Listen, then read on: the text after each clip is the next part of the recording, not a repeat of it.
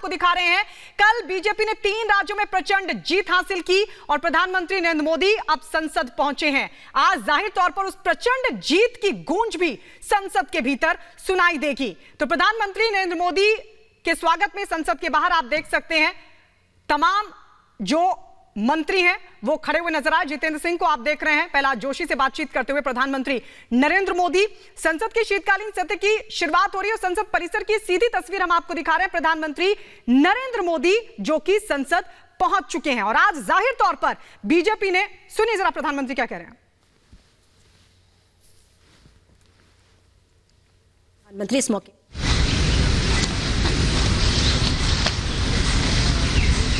ठंड शायद विलंब से चल रही है और बहुत धीमी गति से ठंड आ रही है, लेकिन राजनीतिक गर्मी बड़ी तेजी से बढ़ रही है।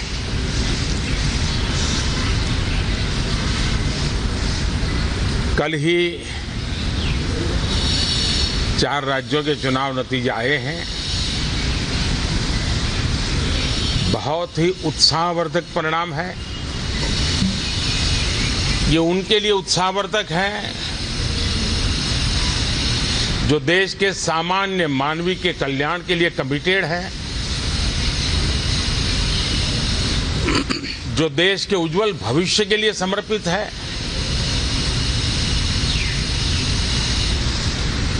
विशेषकर सभी समाजों की, सभी समूहों की, शहर और गांव की महिलाएं, सभी समाज के, सभी समूह के, गांव और शहर के युवा, हर समुदाय के, समाज के किसान और मेरे देश के गरीब, ये 4 ऐसी महत्वपूर्ण जातियां हैं जिनका एम्पावरमेंट,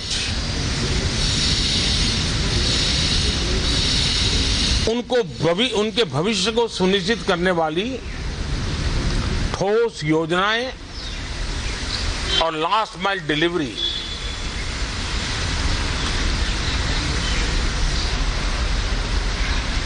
इन उसूलों को लेकर के जो चलते हैं उन्हें भरपूर समर्थन मिलता है। और जब गुड गवर्नेंस होता है, पूर्णतया जनहित के लिए समर्पण होता है, तो एंटी इनकम्बेंसी ये शब्द इरेलेवेंट हो जाता है। और हम लगातार ये देख रहे हैं, कोई इसको प्रो इनकम्बेंसी कहे, कोई इसे गुड गवर्नेंस कहे, कोई इसे ट्रांसपेरेंसी कहे, कोई उसे राष्ट्रहित की, जनहित की ठोस योजनाएं कहें, लेकिन ये लगातार अनुभव आ रहा है। और इतने उत्तम जनादेश के बाद आज हम संसद के इस नए मंदिर में मिल रहे हैं। इस संसद भवन के नए परिसर का उद्घाटन हुआ, तब तो एक छोटा सा सत्र था, ऐतिहासिक निर्णय हुआ था, लेकिन इस बार लंबे समय तक इस सदन में कार्य करने का अवसर मिलेगा। नया सदन है, छोटी मोटी अभी भी शायद व्यवस्थाओं में कुछ कमियां महसूस हो सकती हैं। जब लगातार काम चलेगा, संसदों और विजिटर्स को भी, मीडिया के लोगों को भी ध्यान में आएगा कि इसको जरा अगर ठीक कर लिया जाए तो अच्छा होगा। और मुझे विश्वास है कि आदरणीय उपराष्ट्रपति जी और आदरणीय स्पीकर महोदय के नेतृत्व में उन चीज़ों की तरफ पूरी तरह निगरानी है। और आपसे भी मैं कहूँगा, कोई चीज़ ऐसी छोटी मोटी आपके ध्यान में आए तो जरूर आप ध्यान आकर्षित करना, क्योंकि ये चीज़ें जब बनती हैं तो आवश्यकता के अनुसार बदलाव की भी जरूरत होती है। देश ने नकारात्मकता को नकारा है। मैं लगातार सत्र के प्रारंभ में विपक्ष के साथियों के साथ हमारा विचार विमर्श होता है। हमारी मेन टीम उनसे चर्चा करती है। मिलकर के भी सबके सहयोग के लिए हम हमेशा प्रार्थना करते हैं, आग्रह करते हैं। इस बार भी इस प्रकार की सारी प्रक्रियाएं कर ली गई हैं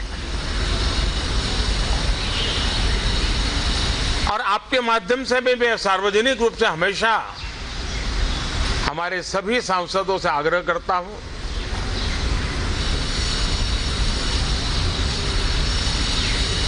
लोकतंत्र का ये मंदिर जन आकांक्षाओं के लिए, विकसित भारत की नींव को अधिक मजबूत बनाने के लिए बहुत महत्वपूर्ण मंच है। मैं सभी माननीय सांसदों से आग्रह कर रहा हूं कि वो ज्यादा से ज्यादा तैयारी करके आएं। सदन में जो भी बिल रखे जाए उस पर गहन चर्चा हो, उत्तम से उत्तम सुझाव आए और उन सुझावों के द्वारा, क्योंकि जब एक सांसद सुझाव देता है तो जमीनी अनुभव का उसमें बहुत ही उत्तम तत्व होता है। लेकिन अगर चर्चा ही नहीं होती है तो देश उससे मिस करता है उन चीजों को। और इसलिए मैं फिर से आग्रह करता हूं, और अगर मैं वर्तमान चुनाव नतीजों के आधार पर कहूं तो जो विपक्ष में बैठे हुए साथी हैं, ये उनके लिए गोल्डन अपॉर्चुनिटी है। इस सत्र में पराजय का गुस्सा निकालने की योजना बनाने के बजाय इस पराजय में से सीख करके पिछले 9 साल से चलाई गई नकारात्मकता की प्रवृत्ति को छोड़ करके इस सत्र में अगर सकारात्मकता के साथ आगे बढ़ेंगे तो देश उनके तरफ देखने का दृष्टिकोण बदलेगा। उनके लिए एक नया द्वार खुल सकता है। और वो विपक्ष में है तो भी उनको एक अच्छी एडवाइस दे रहा हूं कि आइए, सकारात्मक विचार लेकर के आइए। अगर हम 10 कदम चलते तो 12 कदम करके फैसला लेकर के आइए। हर किसी का भविष्य उज्जवल है, निराश होने की जरूरत नहीं है। लेकिन कृपा करके बाहर के पराजय का गुस्सा सदन में मत उतारना।